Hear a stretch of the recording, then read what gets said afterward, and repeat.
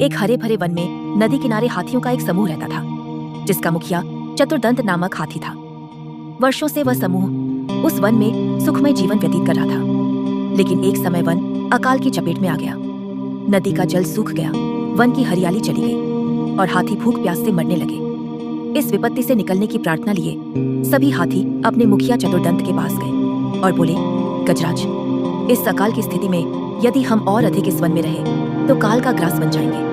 यहाँ भूखे प्यासे रहना दुष्कर है। कृपा कर किसी अन्य स्थान की खोज करें जहाँ जल स्रोत और हरियाली हो। चतुर्दंत विचार मग्न हो गया। कुछ देर विचार करने के बाद वह बोला, यहाँ से कुछ दूरी पर एक तालाब है जो पूरे वर्ष जल से परिपूर्ण रहता है। हमें वहीं चलना चाहिए। कल सुबह ही हम सब उस तालाब की ओर चलेंगे।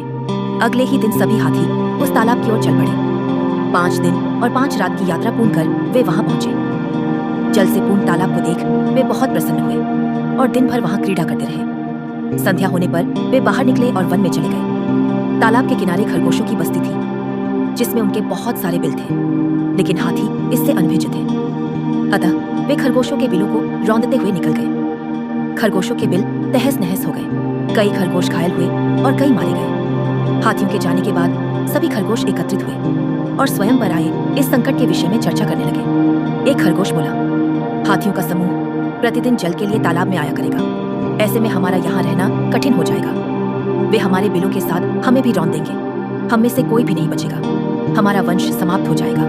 फिर एक अन्य खरगोश बोला, जीवन है तो सर्वस्व है। जीवन रक्षा के लिए जो संभव हो हमें करना चाहिए। परिस्थिति कहती है कि हमें जीवन रक्षा के लिए तत्काल इस स्थान को छोड़कर अन्यत्र प्रस्थान करना चाहिए। खरगोश अपनी भूमि छोड़कर अन्यत्र जाने के विचार से दुखी थे। उनका दुख देख लंबकर्ण नामक खरगोश आगे आया और बोला, हम वर्षों से इस भूमि पर निवास कर रहे हैं। हम अपनी भूमि क्यों छोड़े? इस भूमि पर हमारा अधिकार है। हमें हाथियों से बात कर उन्हें यहाँ आने से रोकना चाहिए। लेकिन उनसे कौन बात करेगा? कौन उन्हें समझाएगा? सभी खरगोशों ने एक स्वर में पूछा। मैं उनसे बात करूंगा और यहाँ आने से मना करूंगा, लंबकर्ण बोला। लेकिन क्या वे तुम्हारी बात मानेंगे?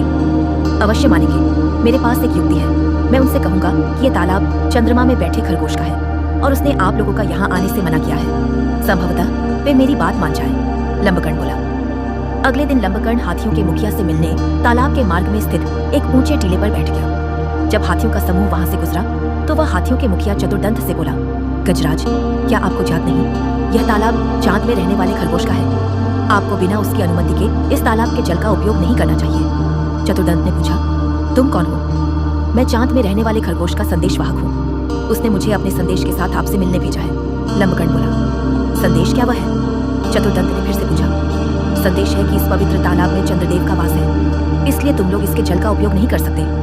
मैं कैसे मान लूं कि यह तालाब चंद्रदेव का है? जब तुम मुझे तालाब में चंद्रदेव के दर्शन कराओगे तभी मैं यह बात मानूंगा और अपने दल को यहाँ आने से रोकूंगा। चलो मेरे साथ और स्वयं देख लो। कहकर लंबकर्ण चतुर्दंत को तालाब के किनारे ले गया। उस समय तालाब में चांद की छाया पड़ रही थी। लंबकर्ण चतुर्दंत को वह छाया दिखाते हुए बोला, गजराज, देखो तालाब में चांद का वास है। अब तो मेरी बात मान लो। चांद की छाया को चंद्रदेव समझकर चतुर्दंत ने उसे प्रणाम किया और वहां से लौट गया। उसके बाद उस तालाब में हाथियों का समूह कभी नहीं आया। बुद्धिमानी से किसी भी समस्या का समाधान किया जा सकता है।